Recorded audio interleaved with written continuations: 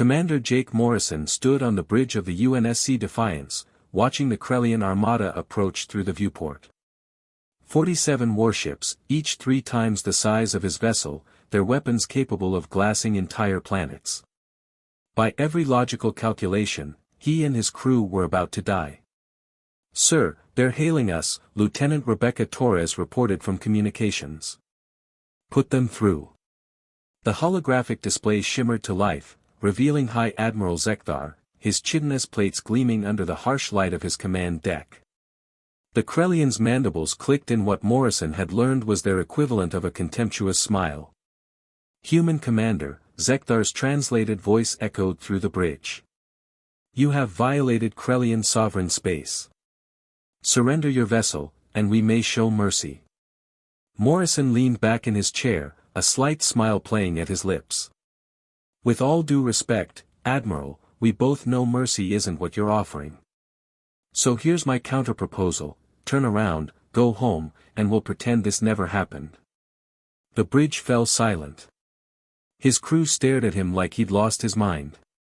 The Krellian admiral's mandibles stopped moving entirely, the equivalent of shocked silence in their species. Then Zekthar began to laugh, a horrible clicking sound. "You are one ship. We are 47. Your species truly is as foolish as the reports suggest."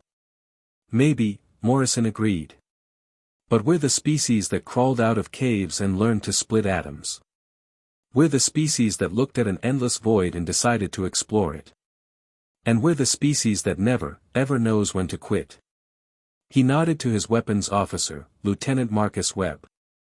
"Fire everything." The Defiance erupted with violence. Railgun rounds tore through space at relativistic speeds. Nuclear-tipped missiles streaked toward the Krellian formation. Point defense lasers carved burning lines across the darkness. It wasn't enough to destroy the armada, but it was enough to surprise them. The Krellian ships scattered, their tight formation breaking as they hadn't expected any resistance at all. In that moment of confusion, Morrison saw his opportunity. "Helm, full burn toward that gas giant. Navigation, plot me a slingshot trajectory." "Sir, at that speed, the gravitational stress will tear the ship apart," the navigator, Ensign David Park, protested. "Not if we time it right." "Do it." The Defiance dove toward the massive planet, Krellian ships in pursuit. Warning klaxons blared as they entered the gravity well, the ship's frame groaning under forces it wasn't designed to handle. Morrison gripped his armrest, watching the calculations flash across his screen. "This is insane," Torres muttered. "That's what they said about the Wright brothers," Morrison replied. "Mark my words, Lieutenant, humanity's insanity is our greatest weapon." They whipped around the gas giant at impossible speed, the ship shuddering violently. 2 Krellian vessels, overconfident in their pursuit, couldn't match the maneuver. They were caught in the planet's gravity, crushed and torn apart by tidal forces. But 45 ships remained. Morrison pulled up a tactical display. They'd bought themselves minutes at best. He studied the Krellian formation, noting how they moved with precise, calculated efficiency. They fought like machines, predictable, logical, following doctrine to the letter. Humans didn't fight like that. Humans fought dirty. "Webb, do we still have those mining charges from the asteroid belt operation?"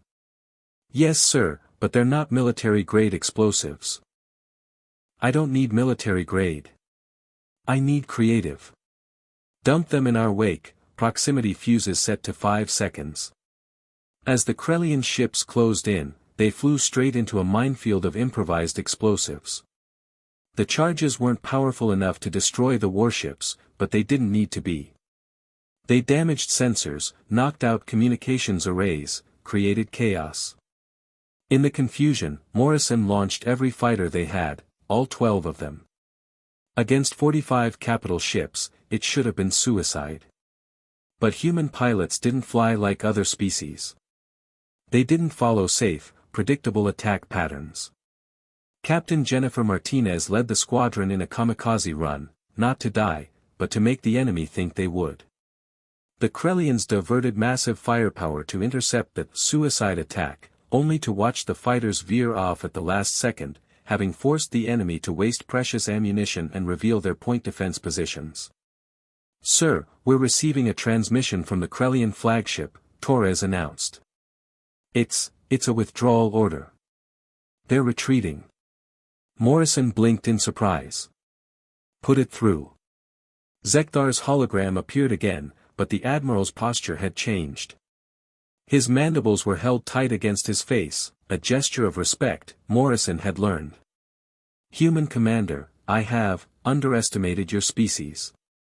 In 3,000 years of warfare, I have never encountered tactics so unpredictable. So illogical. So effective." The Admiral paused. "The Galactic Council warned us that humanity was dangerous. We dismissed their concerns. We were wrong. What changed your mind?" Morrison asked. "You should be dead," Zekthar said simply.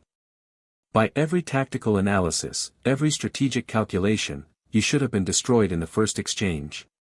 But you refuse to accept defeat. You use your weakness as a weapon. You transform disadvantages into opportunities. You improvise, adapt, overcome." His mandibles clicked slowly. "This is not the behavior of a rational species. This is the behavior of a species that has survived countless extinction events through sheer stubborn refusal to die. We Krellians are warriors.